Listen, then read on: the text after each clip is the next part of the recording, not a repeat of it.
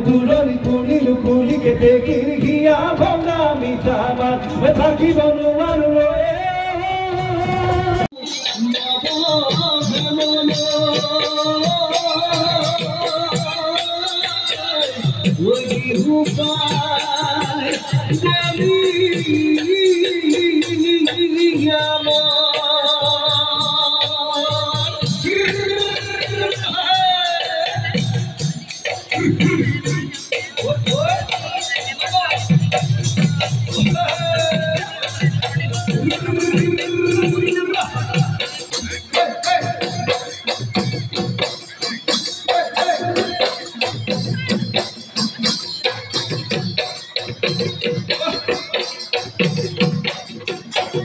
জীবনৰ পাৰে হয় জীবনৰ তোমাক হৰিলো জীৱন জাতি নয় পাৰে গান মূৰণি শুনিলো জীৱন জাতি নয় পাৰে গান কি গতি কৰি মৰে যায় জীৱন জাতি নয় পাৰে গান দূৰণি শুনিলো কুলিকে দেখি হিয়া ভঙা মিঠা মাত থাকিব নোৱাৰো চকুনা কম্পানি বেতনা ঢাকানি পাৰে হৈ জীৱনৰ পাৰে হৈ জীৱনৰ হৈ চিনিল ৰমলা পাতা তোমালৈ তোমালৈ বলি চিঠিখন পঠালো পৰিল গৈ বাহিৰত হাতত আনি লাগো ডাঙৰ লাগে লাগে বাবু ডাঙৰ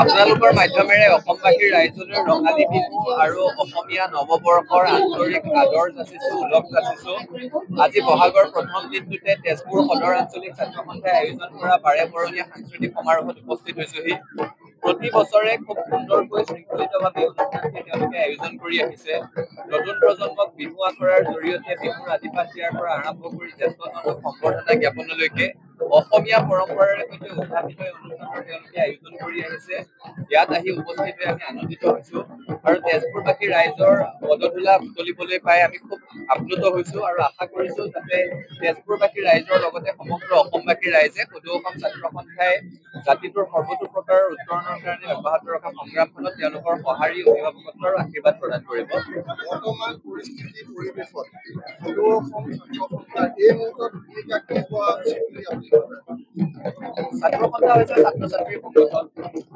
অসমবাসীৰ ৰাইজ আমাৰ অভিভাৱক গতিকে যেতিয়াই জাতিটোৰ কাৰণে কিবা সংকটৰ কাল আহিছে যেতিয়াই জাতিটোৰ আকাশত সংকটৰ ডাৱৰে দেখা দিছে তেতিয়াই আমি ৰাইজৰ আশীৰ্বাদত ৰাইজৰ অভিভাৱকত্বত আমি সংগ্ৰামৰ হাত ধৰিছো আৰু এতিয়াও ছাত্ৰ ছাত্ৰীৰ সুৰক্ষিত শৈক্ষিক ভৱিষ্যত সুনিশ্চিত কৰিবলৈ যি ধৰণৰ কাৰ্যসূচী কৰ্মপন্থাৰ প্ৰয়োজন ছাত্ৰ সন্থাৰ নিজৰ পৰিকল্পনা আছে আমি ৰাইজৰো আশীৰ্বাদ বিচাৰিছো সেই ধৰণেৰে জাতীয় জীৱনৰে সম্পৃক্ত বিষয়সমূহৰ ক্ষেত্ৰত সংগ্ৰাম কৰি তোলাৰ ক্ষেত্ৰত আমাৰ অধিকাৰ আজৰি অনাৰ ক্ষেত্ৰত ৰাইজৰ অভিভাৱকত্ব আশীৰ্বাদ কামনা কৰিছো আৰু সংবাদ মাধ্যমৰো এই ক্ষেত্ৰত আমি ইতিবাচক সমালোচনা আশা কৰিছো লগতে আপোনালোকৰ পৰামৰ্শ বিচাৰিছো যে কি ধৰণেৰে ছাত্ৰ সংগঠনটোৱে অসমৰ সকলো স্তৰৰ ৰাইজৰ অধিকাৰ সুৰক্ষিত কৰি আগবাঢ়ি যাব পাৰো সেই যাত্ৰাত আপোনালোকৰ সহায় বিচাৰিছো পৰামৰ্শ বিচাৰিছো যাতে এটা সুধিব মন গৈছে বেয়া নাপাব বিদেশী খেলিব নোৱাৰিলে বহাগৰ প্ৰথম দিনটোতে আপুনি শুনিছে কথাটো ভাল লাগিছে বিদেশী খেদাটো ছাত্ৰ সন্থাৰ দায়িত্ব নেকি কিন্তু আপোনাৰ অলপ নিশ্চয় আছে হয়নে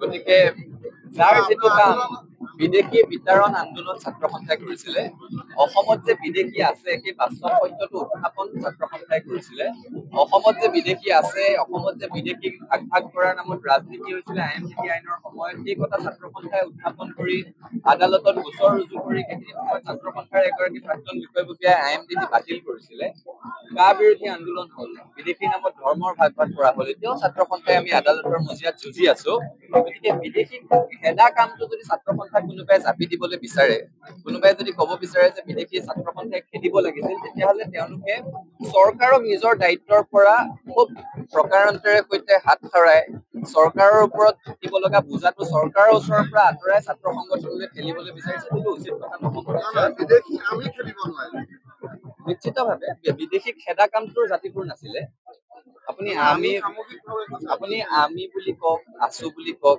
আমি অসমীয়া সমাজখন আমি খুব বলিষ্ঠভাৱে যুক্তি সহকাৰে ৰাইজক দেখুৱাই দিছিলো যে অসমত বিদেশী আছে। ৰাইজ পতিয়ন গৈছিলে। ৰজাঘৰৰ ওচৰত আমি দাবী উত্থাপন কৰিছিলো, অসম চৰকাৰ, কেন্দ্ৰীয় চৰকাৰ।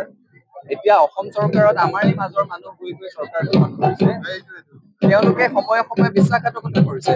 কোনো এটা ৰাজনৈতিক দল বুলিয়ে নহয়, যোৱা ৮৫ চনৰ পৰা এতিয়ালৈকে দিল্লী আৰু দিছপুৰত Congress, AGP, BJP, left party সকলোৱে মিলি জুলি সন্মিলিত চৰকাৰ বহুবাৰ চলালে। প্ৰত্যেকেই নিৰ্বাচনী ইস্তাহাৰত অসম চুক্তি ৰূপায়ণৰ কথাটো কয়। অবৈধ বিদেশী নাগৰিকৰ সমস্যাটোৰ সমাধানৰ একমাত্ৰ উপায় অসম চুক্তি ৰূপায়ণ। কোনোটো ৰাজনৈতিক দলেই নকৰিলে। গতিকে ৰাজনৈতিক দল কোনোটোৱেই সমালোচনাৰ ঊৰ্ধত নহয়। আৰু ৰাজনৈতিক দললৈ গৈ ক্ষমতাৰ খপত এচামে কৰা বিশ্বাসঘাতকতাৰ কাৰণে এই দায়িত্ব আমি কোনো ছাত্ৰ সংগঠনৰ মূৰতো ঠেলি দিয়া উচিত নহয়, আৰু সামগ্ৰিকভাৱে জাতিটোও সেই কলংকৰ বোজা বহন কৰাটো উচিত নহয় বুলি আমি অনুভৱ কৰো। আন্দোলন কৰা হ'ব নেকি? বিদেশী আছে, খেলিব লাগিব। নিশ্চয় আপোনালোক ওলাই আহিলে নিশ্চয় আন্দোলন হ'ব, কিয় নহ'ব? আপুনি ওলাই আহিব লাগিব, আমি ওলাই আহিব লাগিব, সকলো ওলাই আহিলে আন্দোলন হ'ব। আৰু পুনৰ আন্দোলন হ'ব বুলি কথাটো কৈ আচলতে যোৱা ৪০টা বছৰে অসম চুক্তি ৰূপায়ণৰ কাৰণে প্ৰজন্মৰ পৰা প্ৰজন্মলৈ অসমীয়া যুৱক যুৱতীয়ে কৰি থকা আন্দোলনটো উপলুঙা কৰা হয়। পুনৰ আন্দোলন মানে কি? অসমত আন্দোলন স্তিমিত হৈছে নেকি? যে আন্দোলন মানে কেৱল ৰাজপথত তেজেৰে লুতুৰি পুতুৰি হোৱাটোকহে এচামে আন্দোলন বুলি ক'ব বিচাৰে নেকি? পুনৰ আন্দোলন হ'বনে বুলি সোধাটো আচলতে এটা উচতনিমূলক বক্তব্য। তেনেকুৱা বক্তব্যৰ পৰাও আমি আঁতৰি থাকিব লাগে। আৰু ৪০টা বছৰে অসম চুক্তি ৰূপায়ণৰ কাৰণে প্ৰজন্মৰ পৰা প্ৰজন্মলৈ অসমত যুৱক যুৱতীয়ে আন্দোলন কৰি আছিল কাৰণে ৪০টা বছৰৰ পিছতো অসম চুক্তিৰ ৬ নং দফা প্ৰাসংগিক হৈ আছে। ৪০টা বছৰৰ পিছতো আমি কথা পাতি আছো যে অসম চুক্তিৰ ৬ নং দফাৰ জৰিয়তে অসমীয়া মানুহক সাংবিধানিক সুৰক্ষা কৱচ প্ৰদান কৰিব লাগে। সেই একেই ৮০ৰ পৰা ৮৫ৰ ভিতৰত ভাৰতবৰ্ষৰ বিভিন্ন প্ৰান্তত আন সংগঠনৰ সৈতে, আন ৰাজ্যৰ আন্দোলনকাৰীৰ সৈতে হোৱা চুক্তি কিন্তু আজি পাহৰণিৰ গৰ্ভত হেৰাই গ'ল। অসম চুক্তি যে এতিয়াও স্মৃতিত জীয়াই আছে, অসম চুক্তিক লৈ যে এতিয়াও মানুহে দাবী উত্থাপন কৰি আছে, অসম চুক্তি ৰূপায়ণৰ জৰিয়তে সাংবিধানিক সুৰক্ষা কৱচৰ যে এতিয়াও অসমীয়া মানুহে আশা কৰে, তাৰ কাৰণটো এটাই যে অসমীয়া মানুহে প্ৰজন্মৰ পৰা প্ৰজন্মলৈ ৪০টা বছৰে আন্দোলন কৰি আছে। সেই আন্দোলনক নস্যাৎ কৰি, সেই আন্দোলনক দুলুঙা কৰি, সেই আন্দোলনক উপলুঙা কৰি পুনৰ আন্দোলন হ'বনে বুলি উচতনিমূলক বক্তব্য আমি কোনোৱেই নৰখা ভাল। সেইটো কাৰণে মই সকলোকে অনুৰোধ জনাইছো। ধন্যবাদ। যিকোনো খবৰৰ বাবে যোগাযোগ কৰক 7099017330 লগতে 7099017110 নম্বৰত।